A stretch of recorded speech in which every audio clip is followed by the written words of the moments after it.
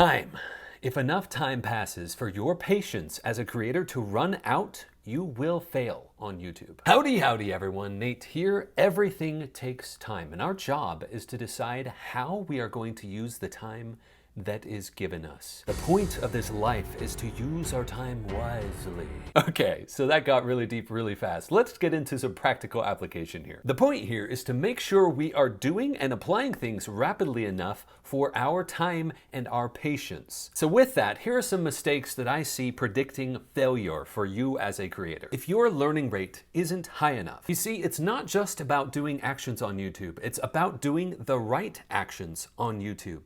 Many times I'll have people come to me and say, Nate, I just published 30 videos in 30 days, or Nate, I publish 2 shorts every single day. Why is my channel not exploding? And 9 times out of 10, when I look at that channel, I'm able to clearly see that the learning rate, the application of the learning that they are receiving isn't making it into the content. You see, it's not just about doing the right actions, it's about doing the right actions in the right order to the right degree. And that is why I am so adamant about looking for patterns of success, and I share them with you here on this channel. So the term I'm using here is learning rate because it's how quickly you are learning the right things to be able to apply those right things, because application comes a little bit later on in this video. But learning is so important because so many people that I talk with are just doing action after action after action, and they still don't seem to be getting it. The channel doesn't seem to be growing the way they want it to. Can you relate with that? So if you're experiencing that, and especially if you're feeling frustrated, it could very well be because your learning rate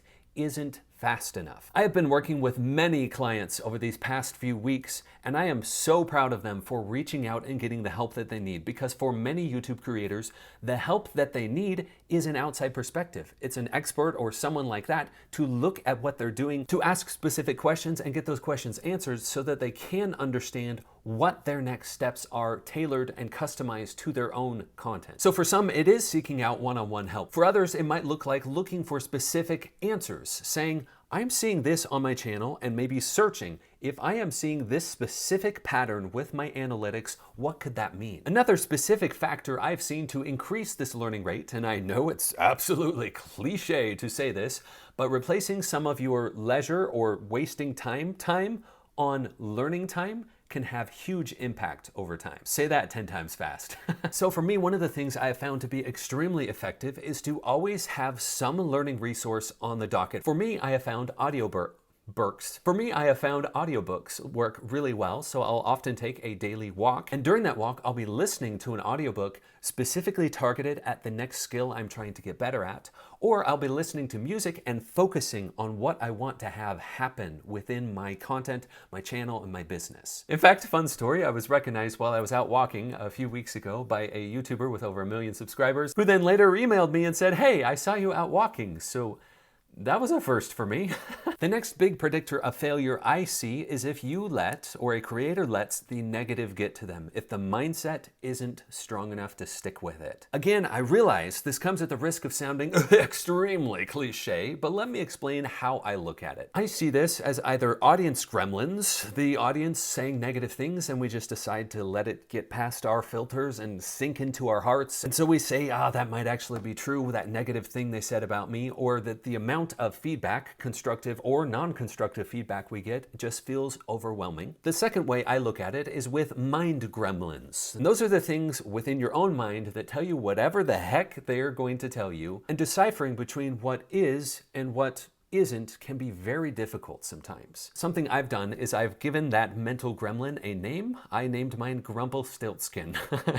Why did I name it Grumplestiltskin? So that I can call it out and say, ha! I caught you, Grumplestiltskin. It's like, aha, I caught you, Grumplestiltskin, and the little voice says, dang it, and stomps off of the stage of my mind. Also, why did I name it Grumplestiltskin? Because it makes me laugh every time I think of it. Because how I look at this is you watching this, are independent of those things.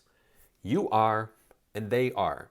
But they don't have to be the same thing, and they also don't have to coexist. Thinking of it that way alone has helped me tremendously over the last year as I have worked through mental health and everything that comes with being a creator. Those outside factors, those outside voices, or even the voice inside sometimes are hints, but they are not reality. They can be helpful even when they feel hurtful in the moment. They toughen you, give you clarity, and give you drive if you let them. The next big predicting factor of failure that I see is if the application rate isn't high enough. If you're not applying what you're learning and doing the actions that create the results you're looking for fast enough, your patience will probably run out. So how I look at this is if not enough action is being taken, invariably frustration will follow at the lack of results. And if that continues long enough, it will lead to the creator or you deciding, you know what?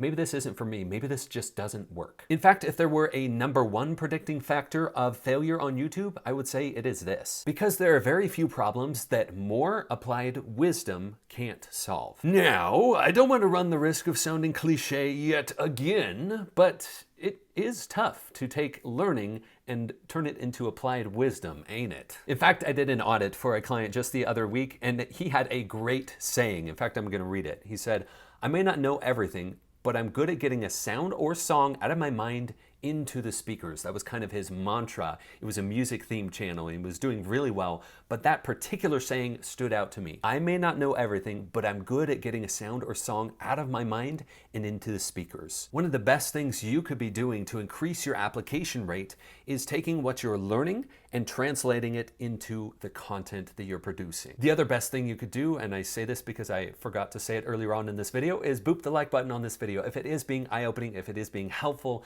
if you're finding encouragement from this video, I would love if you would do that. Thank you. And that brings us to the next factor that I have seen predict failure time and time again on YouTube. If you, as the creator, stop caring enough to keep going. And it's not that at some point, if a priorities shift and you decide something else is more valuable for use of your time, that that's a bad thing by any means. No, that's not bad at all. The key thing here is defining what enough means. I have seen within many individuals, many creators, that there tends to be a tipping point. And enough is enough to keep them in the game long enough, caring enough to keep them in the game to increase their learning rate, the application rate, and keeping their mind strong in that game. But at some point, if the tipping point happens where the enough becomes less than the other priorities in their life, as that tipping point happens, these other priorities, these other things will start to take precedence in that creator's life, and therefore the YouTube side or the creative side just drops off. And in many cases, that's just fine because that usually happens because either A, lack of sufficient results, and we decide, you know what, maybe my time is best used elsewhere, or B, sufficient results, but your interest just literally goes elsewhere. And that is just fine. So if you're finding yourself in a position where you feel like you keep needing to scrounge up or scrape the bottom of the barrel or whatever the term you want to use is, where you have to keep doing that to get the motivation to keep going, it's either because one of these factors that I've explained earlier in this video are not being applied quickly enough for the patience that you have as a creator, or simply because you've realized, you know what, there's something else I want to do. And I want to encourage you or let you know from one creator to another, as Nate to you watching this, that it's okay. You don't need to put that kind of pressure on yourself. If you really feel like something else is more important, that is okay. And if this is the place you want to be and you know you want to keep creating here, then take some of those factors that I've discussed earlier on in this video, take a good look at them and see how you can apply them to your own time. Now you might have been noticing that I've been cutting off the endings of my videos rather suddenly. It's because I want to see if